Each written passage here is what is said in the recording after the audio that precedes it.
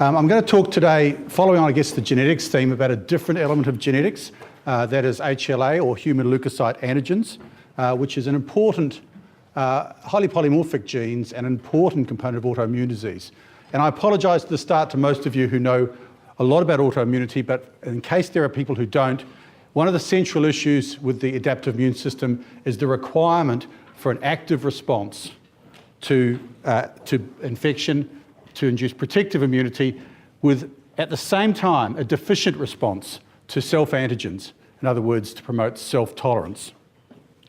Loss of tolerance often leads to autoimmune disease, affecting probably around about 7 to 9% of the population during their lifetime. These diseases are, many of them are untreatable, most of them are incurable, and treatments themselves, while they can suppress the symptoms of disease and preserve organ function, often have unacceptable, at least for the patients, side effects which cause a lot of morbidity and are responsible for significant mortality. So therefore, this is sort of an unmet clinical need, not only in terms of understanding the pathogenesis of disease, but also in more targeted therapies. And I apologise again to those of you who know a lot about immune tolerance. I'm going to talk about T-cell immune tolerance today, so we're going to briefly go over that. Central tolerance occurs in the thymus when T-cells rearrange their T-cell receptors and they develop and create millions of unique T-cell receptors with the capacity to recognise a wide variety of peptides in the context of MHC class 2. There are two series of steps here. Positive selection aimed to sort of weed out cells that will not, or T-cell receptors that won't be useful. They die.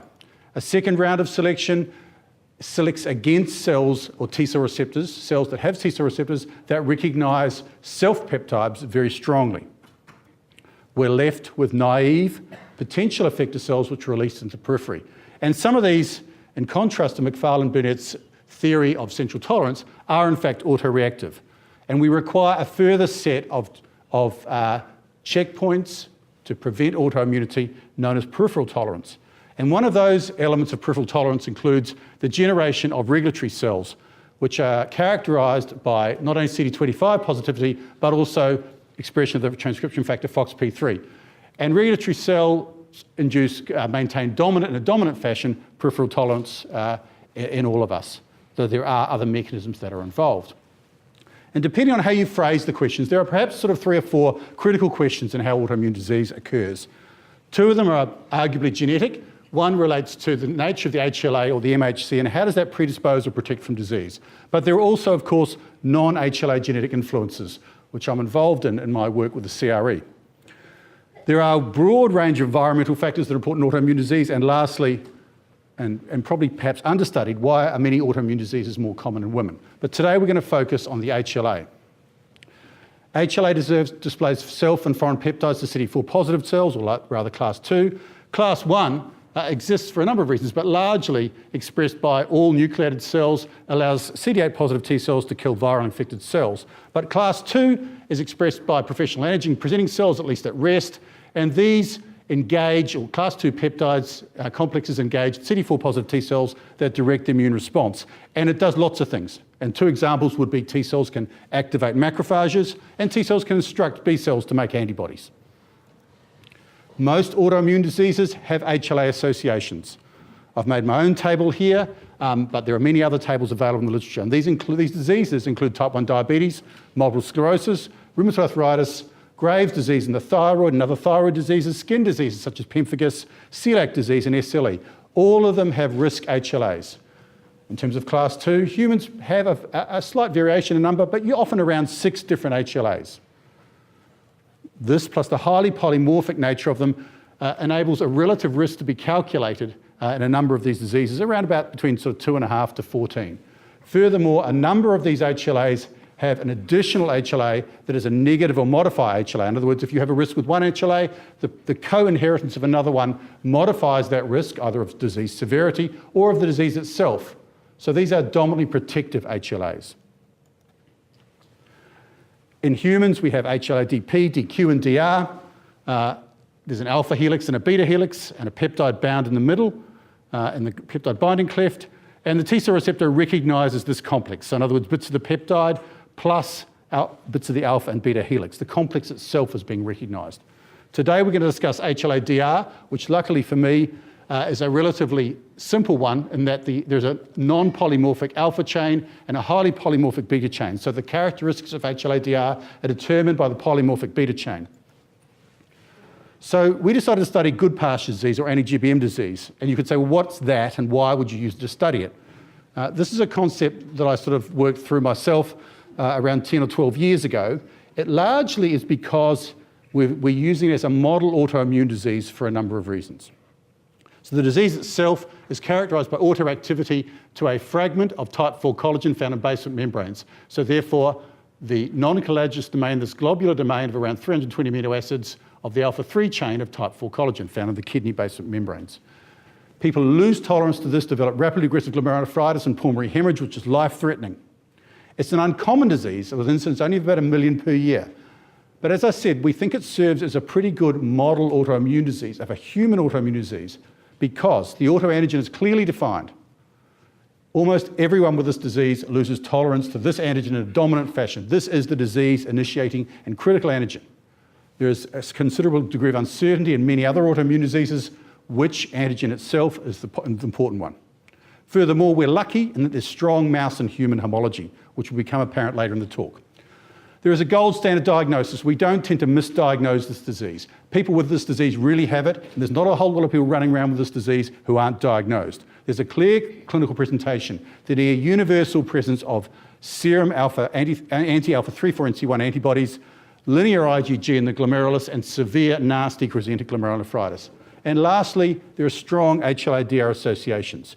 As shown by this meta-analysis of the studies back in 1999, there's been further studies since which largely hold up the idea that DR15 is strongly associated with this disease with an odds ratio in this meta-analysis of 8.5. DR1 is negatively associated, as is DR7. And if you have the other allele that you have in the DR locus doesn't really matter particularly. Your risk is still pretty similar whether you've got one or two, except if you have DR1 or DR7 when the risk falls to baseline. So DR1 is not only a protective allele, it's dominantly protective. We developed a system where we used HLA humanized mice to set the system up and then moved between mouse, humans, fully HLA type normal humans and patients with the disease to dissect what's going on in this disease from an HLA perspective. And Josh Uwe is the key driver of this work. He's started off as a postdoc in my lab and is now running his own laboratory within my group. So we used humanized HLA transgenic mice that have no mouse class 2 and human DR15, DR1 or both. Therefore, their CD4 positive T cell repertoire is shaped solely by the interactions of human HLA-DR with mouse peptides. And because of the high homology between mouse and human in this protein, we were able to use this system. And we spent some time, in fact some years, characterising the dominant epitope, the immunodominant T cell epitope in this disease. And I will skip over this except to say it aligns with the epitope observed in humans here, the T cell epitope, and largely with one of the key two critical B cell epitopes. It's an 11 amino acids, alpha-3, 135 to 145, or mouse 136 to 146 because of an insertion around about here. There are two amino acids different, particularly relevant is the valine to isoleucine like for like here. We did most of the key experiments, in fact, all the key experiments with both mouse and human peptide in the mouse system, and I can tell you this is not, in the mouse system anyway, this is not altered self. So in other words, whether you did this with the mouse peptide, the experiments I'm going to describe, or the human peptide, the results are the same. So we constructed, amongst other things, a model of disease where we immunised mice with that were DR15 transgenic with peptide on 3 occasions, and after 42 days they developed severe crescentic nephritis, also lost B cell tolerance, and they developed the characteristic linear IgG staining on the basement membrane. So this immunisation with this one peptide was enough to cause T and B cell tolerance loss. DR1 transgenic mice were entirely protected from disease. We used HLA peptide tetramers, or class 2 peptide tetramers, that we generated with our long-standing collaborators who came into this after several years, Jamie Rossjohn, Hugh Reed and Jan Pedersen at the Monash BDI. These tetramers allow us to detect the rare antigen-specific T cells that are present, rare but critical, down to a level of around about 1 to 2 per million. And in this mouse system, we can't take human kidneys out, we don't routinely do this, but in this mouse system, we can see the presence of tetramer-positive cells that are FOXP3 negative in diseased animals. So in other words, effector cells of Th1 and Th17 subtype predominate over regulatory T cells. Is this the same in humans? We took fully HLA-typed humans from the Australian Bone Marrow Donor Registry and good pasture disease patients, and although we have a level of around about 10 to 20 cells per million in the peripheral blood, in disease there's a 100-fold increase, about what you get in many autoimmune diseases at the higher end, and these cells are largely FOXP3 negative, that is to say effector cells. So an expansion of peptide-specific cells that in an animal model is shown to be pathogenic. We collaborated with Nicole LaGruta, and this we did single-cell TCR sequencing, so we sorted the peptide-specific cells out, and with Nicole we sequenced their TCRs, and this pie chart looks confusing, but the key message is there is an oligoclonal expansion, so this is a single clone, TCR alpha, TCR beta, expanding in this context. So we have oligoclonal expansion of alpha 3, 135 to 145 specific T cells in humans. So we've shown that humans have these peptide-specific clonally expanded effector CD4 positive T cells that are present, these similar cells, although they're in a mouse, are present in mouse, an HLA transgenic mouse. And in a mouse system, you can not only induce loss of tolerance, you can induce T cell responses, anti-glomerular basement membrane antibodies, and I guess in America they'd say they'd phenocopy the disease from a renal point of view in DR1 transgenic mice, but DR1 transgenic mice are entirely protected. So we went on and considered the question of why is DR1 protective, and why does DR1 afford dominant protection from the DR15 associated risk? So this is something that's observed, as I said, in a number of autoimmune diseases, but has not been characterised or worked out in any human autoimmune disease. And there are a number of possible explanations that we entertained. I have to say this wasn't particularly hypothesis-driven, because at the time, although we had some ideas, we didn't know why this would be so. Possible explanations include when DR1 is present with DR15, all cells are deleted. It may be, and this is not the case, that DR1 captures the peptide and steals it from DR15, such that DR15 never gets to present it in the context when it's present with DR1. It could be there are cells there that are just quiet, anergic cells, or it could be there a presence of dominant regulatory cells. And in fact, this was what we found. So we found that really in this disease anyway, and there is some evidence in other diseases this may also be this case, that HLA-linked autoimmunity can be dominantly protected. In other words, you can dominantly protect from this autoimmunity by bearing a HLA that's protective, that can abrogate the increased risk that occurs from the risk allele. And I should say, we were able to perform these experiments in both mouse and human systems. We were able to repeat these experiments. We were able to perform with mouse and human peptides. We believe they were adequately powered, and we believe that the statistical analysis was appropriate. So we would hope, although they're relatively sophisticated studies in some areas, we would hope they could be reproducible. I'm just going to show you a little bit of the data from, not the whole paper, but a little bit of data from this area. One of the things we did, we wanted to see where T cell reactivity differed when you had both DR15 and DR1. So these were transgenic mice. What we did is immunise with peptide pools and re-stimulate with single peptides. So each of these data points are a single mouse stimulated with a single peptide. And you can see we'd already shown this before, the strong reactivity in this area, low level reactivity elsewhere, no strong reactivity in DR1. And the important finding was that in mice that bore both DR15 and DR1, in other words, double transgenic mice, equivalent to human heterozygotes, there was no reactivity in this area. In other words, they looked pretty much like DR15 positive mice. That's readouts being proliferation by trinidothiamidine, fairly crude way, but a fairly way of good at looking at strong proliferation. Interferon gamma ELI-spot, IL-17 ELI-spot, antigen-specific responses, and that are pro-inflammatory. So based on that, with our collaborators, we set to solve the structure of this peptide in DR15 and DR1. So this was done in collaboration with the BDI at the Australian Synchrotron, and we found effectively that the structure was quite different. There were two elements of the structure that was really quite interesting and relatively novel. Firstly, there was a register shift in that the binding to DR15 is on the top here. The peptide moves one along, and there's a tryptophan here is binding in pocket 1 as opposed to an isoleucine. And one of the other results of this register shift was a backbone flip, which changed the way, the configuration and the way, particularly the amino acids phenylalanine tryptophan were displayed in this context. Hopefully this will show in this video, which is working. So this is the invariant chain in green, the beta chain is in yellow or blue, and we're going to look at DR15 first. Looking down into DR15, there's a capacious pocket here and a tight pocket here. You're going to see the peptide binding in a minute, binding flat in the pocket with these aromatic rings of the tryptophan and phenylalanine sitting down in the pocket. These are the binding sites. You'll see in a minute, this is HLA-DR1. It doesn't look like it fits at all. There's a different shape to the pocket. So what's happening here, you'll see in a minute, that it shifts along one, and now we have a situation where these aromatic residues are poking straight up and are potential, that we haven't proven this, potential TCR contact areas. So really what we're seeing is a register shift and a backbone flip.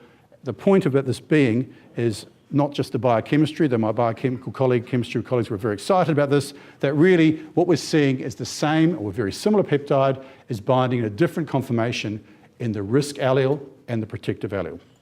So we wanted to see what the impact of this was. Did it change the T cell repertoire? And if so, did that impact on the T cell phenotype? Again, this is one part of a figure that we published, and it's a moderately complex figure, but it has a simple message. This is an analysis in mice. We did similar things in humans and backed up with flow cytometry in mice. This is analysis of the peptide-specific cells, T cell receptors, and you can see this, for instance, is V-alpha-2, and you can see if you're a DR1 cell that's peptide-specific, you're much more likely to bear this alpha chain. This is V-beta-6. If you're DR15, you're more likely, and you don't if you're DR1. So therefore, what you can tell is that the T cell receptor repertoire of the peptide-specific cells is really quite different. We did, of course, analyse the whole T cell repertoire, and it's very similar. It's only the peptide-specific ones that are different. We took this to mice and in humans, and Zoe Willett, who was a Bachelor of Medical Science student a couple of years ago, did this work. So we took normal humans that were fully HLA typed from the Australian Bone Marrow Donor Registry. They were either homozygous, sorry, this isn't sharp, homozygous for DR15, homozygous for DR1, or had both DR15 and DR1. And we took their tetramer-positive cells and we analysed them as FOXP3 negative, that is to say, potential effector cells that had the potential to go rogue, or alternately FOXP3 positive, CD127 low, CD25 high, which is probably the best definition currently one can get in a working definition of a regulatory cell, particularly in a healthy person. And so these are the numbers. It's perhaps easier to tell what's going on the ratio. This is a ratio of 1. A low ratio favours the presence of naive effector cells, a high ratio of regulatory cells, and what you can see is the DR15 homozygotes have a high proportion of their cells being potential effector cells. The DR1 homozygote people have a high proportion of regulatory cells, and when you take people that bear both DR15 and DR1, the tetramer that's associated with DR15 tends to pick out cells that are naive effectors. The tetramer that's associated with DR1 picks out regulatory cells. So this change in structure, we think, results in a change in T cell receptor usage and a change in phenotype. The same pattern, as I said, is present in naive mice. So in the last couple of experiments we did, we wanted to determine whether the epidemiologically defined dominant DR1-associated suppression is mediated by these alpha-3 135 specific Tregs. And I won't be able to show you all the data that we worked on today, but effectively we did a series of studies looking at, if you will, autoimmunity in a test tube, the differentiation of naive T cells into effectors or regulatory cells, and we looked at autoimmunity in vivo. Of course, these experiments were only performed in mice. But the hypothesis was that if you were DR15 positive, you had these naive effectors that under the wrong situation could develop into Th1, Th17 or T follicular helper cells to induce autoantibody production. If you were DR1, you had a high proportion of peptide-specific regulatory cells that would very powerfully mitigate that risk and drop it to 1. So basically, we took cells from normal humans. We also did similar experiments in mice, and we took all T cells, we cultured with peptide for 8 days, so these are naive T cells. This is a primary immune response we're seeing with mitomycin C-treated APCs that don't proliferate or are unable to make cytokines. And we took a second group where we removed their regulatory T cells. So we had all T cells or a group without regulatory T cells. This looks complicated, and I can walk you through it briefly. Goodpasture's disease has a positive HLA-DR15 association and a dominant negative DR1 association epidemiologically. And we've explored why that might be so. We're able to do so because we're able to pin down this 11 amino acid peptide alpha 3135 to 145, represent the only difference in terms of T cell responses between susceptible and resistant mice. The structures of peptide in this class 2 are really quite different, implying different presentation to T cells. They have different alpha beta T cell usage in mice and in humans. I haven't showed you the human data today. Similarly, these cells are conventional T cells with the potential, if other things go wrong, to develop into autoimmune cells or autoreactive cells in the context of DR15. But in the context of DR1, they're Tregs, which dominantly protect both in vitro and in vivo. So the conclusion is HLA polymorphism shape the relative abundance of self-epitope-specific Tregs, and it's this, at least in this disease, that determines the protection or susceptibility to autoimmunity. These findings could be relevant to other HLA-mediated protection susceptible in other autoimmune diseases. Diabetes mellitus is one area where there is certainly the smell of this happening. What's the relevance of this? I think trying to address fundamental questions is worthwhile. I think it's resolved, at least to some degree, a 30-year-old question about why some populations are at risk of autoimmune disease while others are protected. HLA susceptibility and in some cases resistance is very common in autoimmune disease, to the point where some people claim that an autoimmune disease can't be autoimmune if it doesn't have an HLA association. We've established a platform for understanding in humans how T cell selection might work. In direct translation, I think it may point towards in future perhaps potentially better diagnosis and risk stratification in autoimmune disease, particularly when one considers the non-HLA genetic components, which is a whole nother story. We know that most of our treatments, in fact almost all our treatments in autoimmune disease, are relatively non-targeted and have unacceptable side effects. Cell therapy, however, is coming and is being used widely in trials. It's possible that we may be able to, in this and other diseases, use targeted autoepitope-specific Tregs to mediate or to mitigate the severity of disease. And lastly, I guess in this era of setting priorities, I think we need to remember that research into rare diseases is relevant and important. And it goes back even to William Harvey, who recognised that in, I think, the 17th century. I'd like to acknowledge people who work in mine and Steve Holsworth's laboratories, people who helped out with giving anti-GBM patients, and I guess particularly some of my colleagues who we brought into this work after we've been doing it for about 5 years at the BDI. Thank you.